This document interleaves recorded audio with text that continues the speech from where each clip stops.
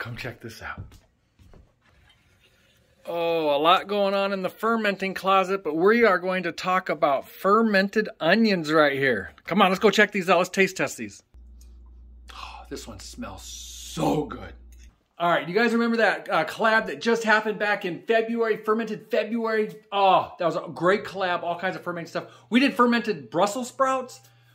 Man, the comments we got on that people hadn't thought of that and it was great and all that was just, oh my gosh, we loved it. What a great collab. But what we did for the first time was added onions into a ferment and I loved them. So went ahead and fermented a bunch of onions to give them a shot. So let's go ahead and do a quick taste test, see how they taste, and get you guys out of here, and we will pack up a jar of some more onions. Come on! And then I'll just show you real quick how to make a jar. So if you're following us on Instagram, you already saw all these get posted. But if I remember right, we got red and white onion mixed, fermenting. I don't believe there's anything in there with it. Nope. White onion with red pepper flakes and garlic. Oh, I think there's garlic in here as well. I think this is just plain, nothing else, just white onion. And then white and red onion with jalapeno. And I'm sure there's some garlic in there also. Did I mention the red pepper flakes in this one? All right, I just did a quick rearrange. Here's the order we're gonna do it. Straight onion, the mix of the onions with the red pepper flakes. I think there's garlic in these too. And then the jalapeno. Oh yeah, I can't wait. I can't wait to dig into this. And there's the glass pebble. So as you can see, always using our Mesa Top products. We love them. I'm gonna try not to keep you guys around here watching me dig pebbles out and stuff. Sometimes this can be a little bit challenging. Okay, there's one. I'll go ahead and get the rest out, get all these opened up, and come back for a little taste test. Okay, I've got them all opened. They look great. Oh man, let's get to trying these right now. Come on. Okay, I really don't remember if I mentioned or not. These have been fermenting for about a week, maybe a little more. So let's dig into the plain white onion.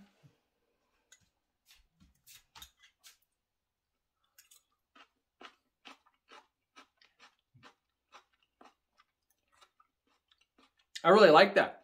I wasn't going to, but I might let these ferment some more, a little longer. But that really is not bad, just like that. Okay, a mixture of white, or no, this is all purple. No, I think it's a mixture of white and purple with garlic in there as well. Let's give one of these a try. Yeah, we're gonna try a purple one, or a red one, I'm sorry. Ah, come out, come out.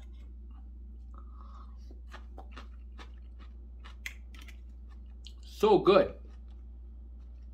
So good. Actually, I don't know if that was a white or a red one, so I'm gonna try another one. This is a red one.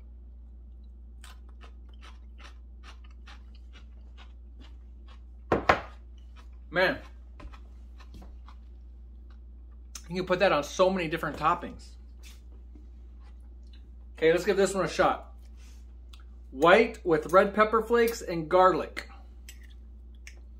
Let's see what this is all about.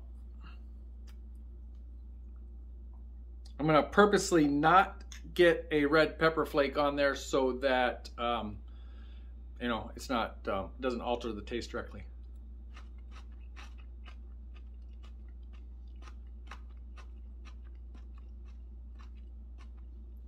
Pretty good. I can tell I'm getting a little bit of heat, not from the onion, but man, these are excellent.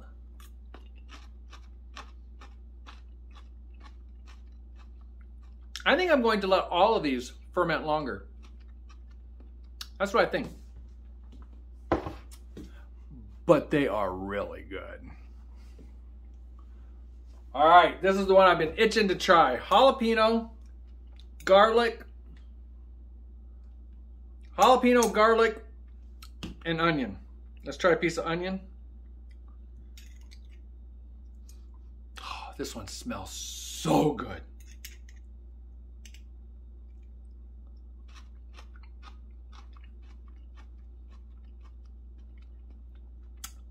That's excellent. If you like jalapeno, you're gonna like that.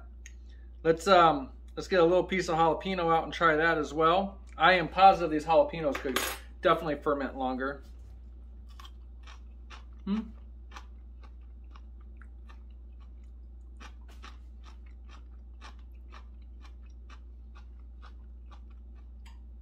So that's awesome. I can definitely tell the flavor transfer. Like in the onions, I could definitely taste jalapeno.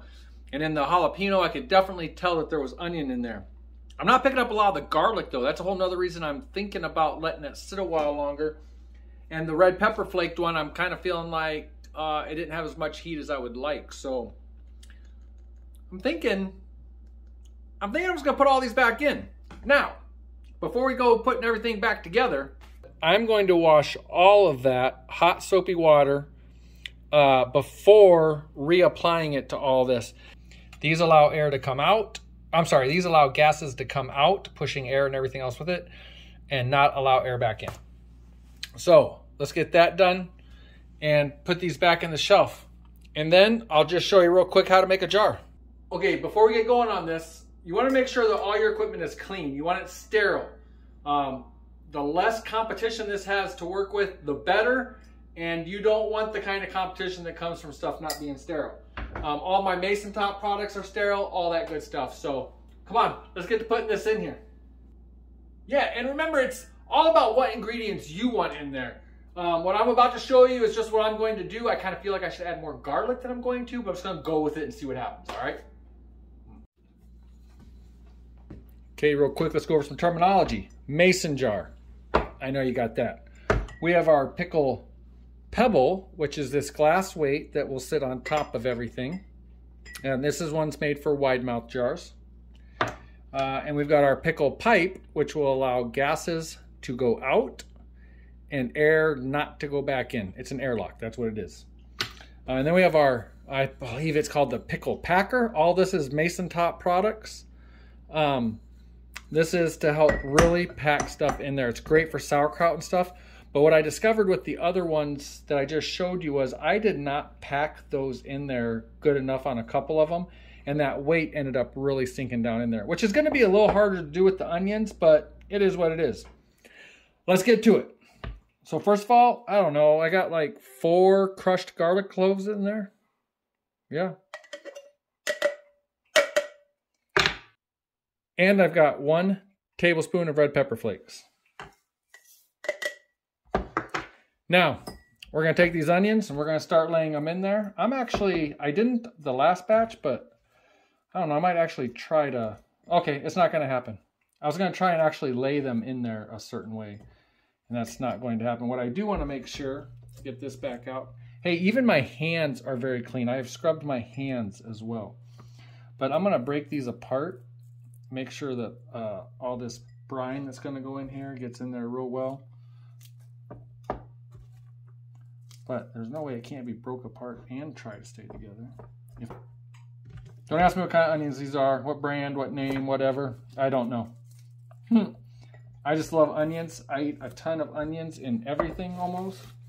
Now I'm squishing these down to make room for more. I'm not trying to pulverize them.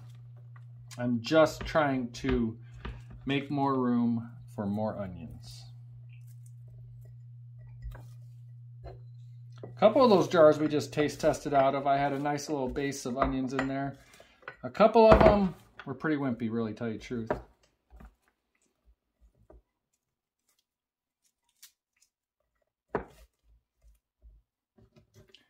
And also, if you've got a nice full jar like this, a nice solid base, it's harder for stuff to come up above that weight. If stuff comes up above, if particles come up above this weight, that you can start running into problems with it wanting to grow some molds and stuff.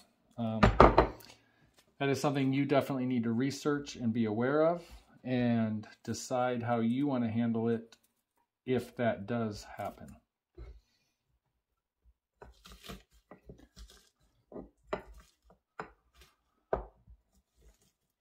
Okay, I'm feeling pretty confident about that. And then if we put the weight in here,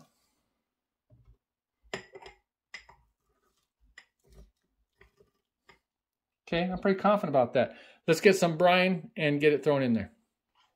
Okay, this brine is already made from the last batch of stuff, and all it is 2 tablespoons of salt to 1 quart of water. That's what this brine is. We're now gonna take this and we're gonna dump it over the onions. We're gonna go shove it all back in the closet, and we're gonna wait for great flavors to develop. Let's do it. Okay, I tend to make a little bit of a mess here.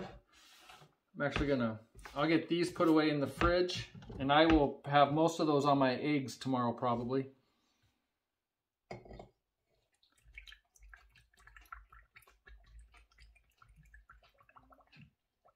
How did I not make too much of a mess? I may have filled it a little higher than I would like.